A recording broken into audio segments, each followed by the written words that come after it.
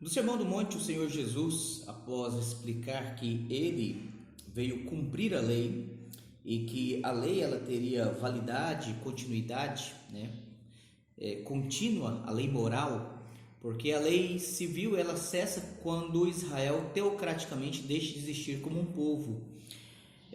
A lei cerimonial ela chega ao seu final também, quando Jesus, que é o sacrifício perfeito, ele então morre na cruz e ele oferece o seu sacrifício ao Pai.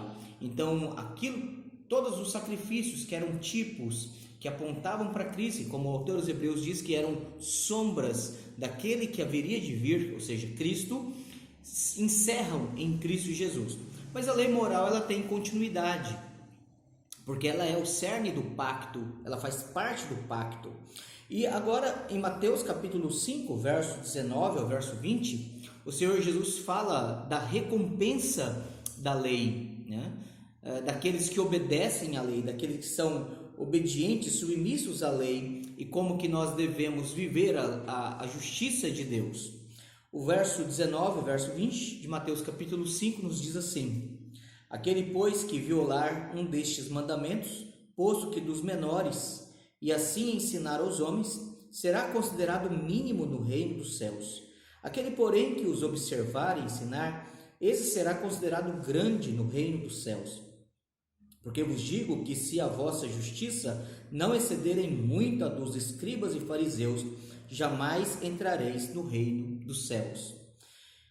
O Senhor Jesus aqui ele vem falando a respeito daqueles que são discípulos dele, Então aqui, embora há uma menção hipotética, ele não está descrevendo uma pessoa especificamente, mas apenas dizendo aquele que violar um destes mandamentos, posto que dos menores.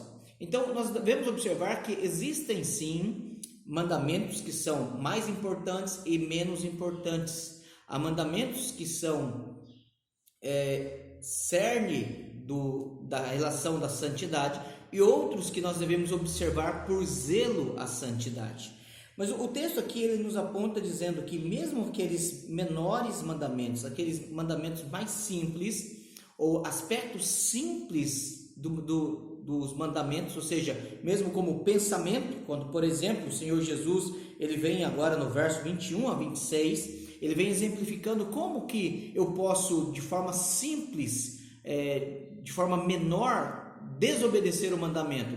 Às vezes as pessoas pensam que homicídio é apenas ir lá e tirar a vida da pessoa, levá-la a óbito, mas o Senhor Jesus ele nos mostra dizendo que simples fato de que nós venhamos a chamar alguém, insultar alguém, conforme ele diz no verso 22, eu porém vos digo que todo aquele que sem motivo se irar contra seu irmão estará sujeito a julgamento. E quem proferir o insulto a seu irmão estará sujeito a julgamento do tribunal. E quem lhe chamar tolo estará sujeito ao inferno de fogo. Então, mesmo mandamentos menores, ou seja, aspectos simples da obediência do mandamento, não é que os 10 mandamentos têm mandamentos mais importantes e menos importantes. Nós devemos lembrar que todos os mandamentos eles são igualmente importantes, embora, obviamente, por uma questão de ordem. Os 4 primeiros mandamentos estabelecem autoridade sobre os 6 últimos mandamentos, porque primeiro amarás a Deus sobre todas as coisas e o próximo como a ti mesmo. Mas nós devemos observar aqui que o Senhor Jesus está pontuando não a relação da primeira e a segunda tábua, mas o que ele está relacionando aqui é aspectos de implicação da obediência do mandamento. Ou seja, não matarás não é apenas não tirar a vida, é não irar sem motivo, é não proferir insulto injurioso, calunioso, que venha destruir a reputação do nosso irmão, não atribuir para ele demérito como sendo de alguém tolo. Então, isso é um mandamento menor, porque os judeus incentivados pelos escribas e fariseus, eles pensavam apenas na literalidade da lei e pensavam então que o simples fato deles obedecerem aquilo que a lei, na sua literalidade, dizia, isso era suficiente. E nisso eles caíam em grande erro. E não somente faziam o erro, quebrando, violando estes mandamentos nas suas implicações mais simples, mas eles ensinavam, esse era o grande problema, e assim ensinar aos homens será considerado o mínimo do reino dos céus. Então, o grande problema dos fariseus e dos escribas era não somente que eles ignoravam, desprezavam os aspectos morais, as implicações de cada mandamento, mas eles mesmos ensinavam que estas coisas não tinham importância. Desde que você não matasse alguém, você poderia odiar os romanos, você poderia odiar os gentios, você poderia odiar os samaritanos. Aí Jesus vai dizer: se você odiar alguém sem motivo, você está sujeito a julgamento. Então nós devemos observar que esse aspecto que Jesus nos aponta aqui deve ser observado como sendo parte importante também da obediência da lei. Nós devemos observar e obedecer a lei não somente na literalidade dos 10 mandamentos, mas nas implicações, na obediência positiva e na obediência negativa da lei e no cumprimento do princípio de cada lei. Como, por exemplo, não matar não é somente não tirar a vida, mas é, por implicação positiva, produzir qualidade de vida para o nosso próximo. Fazer com que o nosso trabalho produza prosperidade, fazer com que o nosso trabalho produza conforto, bem-estar, segurança, qualidade de vida na vida de outras pessoas. Então, nesse sentido, sim, nós devemos praticar e ensinar o correto. Nós devemos obedecer e influenciar outros para que também obedeçam a palavra de Deus. E a resposta, ou melhor, e a consequência, aquele porém que os observar e ensinar, esse será considerado grande no reino dos céus. Mas ainda o Senhor Jesus no verso 20, ele diz: porque vos digo que se a vossa justiça não excederem muito a dos escribas e fariseus, jamais entrareis no reino dos céus. A pergunta é, se os fariseus e os escribas eram tão zelosos, e quando nós olhamos, por exemplo, lá Mateus capítulo 23, e o Senhor Jesus mencionando o zelo que aqueles homens tinham, então falou Jesus às multidões, aos seus discípulos: na cadeira de Moisés se assentaram os escribas e fariseus. E observe o que ele diz aqui no verso 3. Ele não reprova de tudo o que eram e faziam os escribas e fariseus.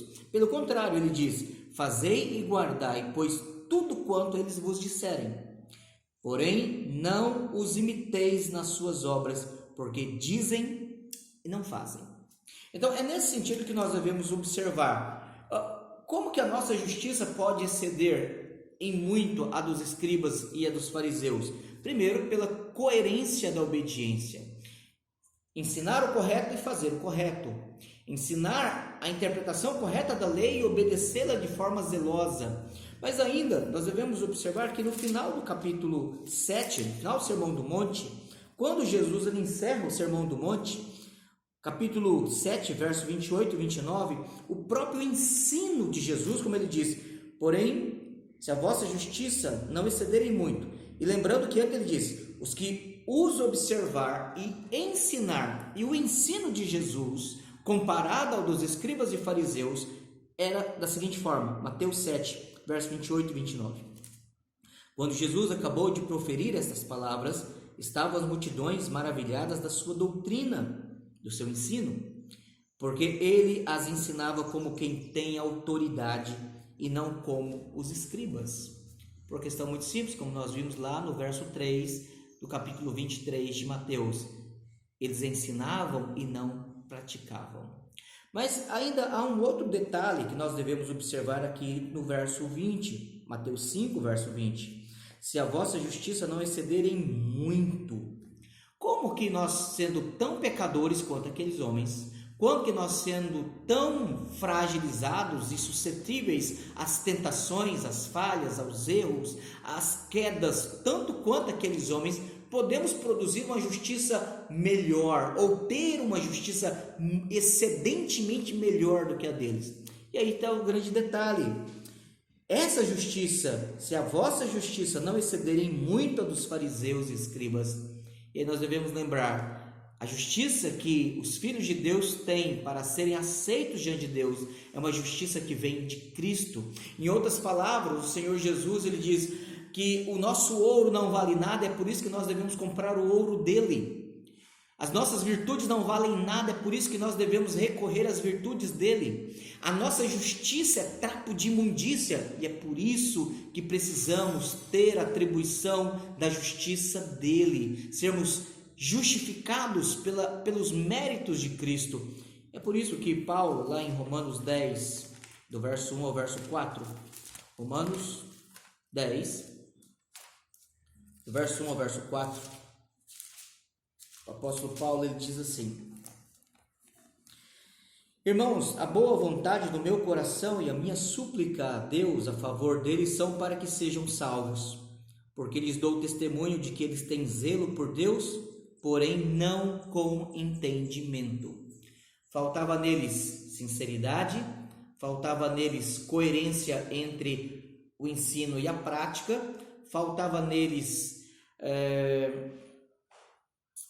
o entendimento, embora eles tivessem zelo. Eles não entendiam a lei a partir do Evangelho.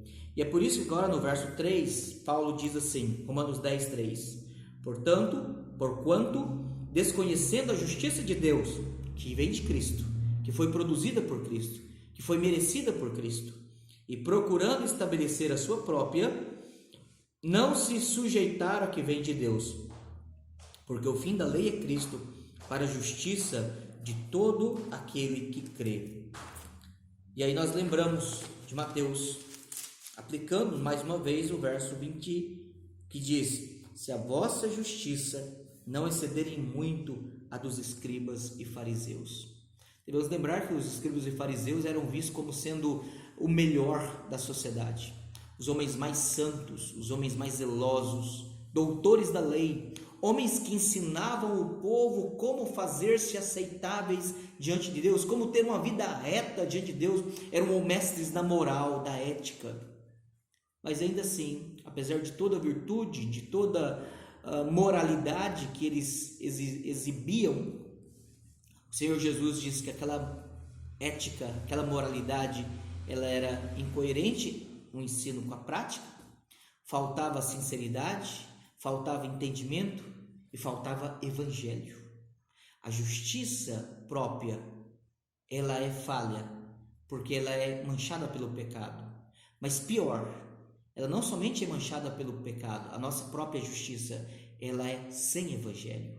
É por isso que nós precisamos da justiça de Cristo, que excede em muito a nossa justiça e excede em muito a justiça dos escribas e fariseus.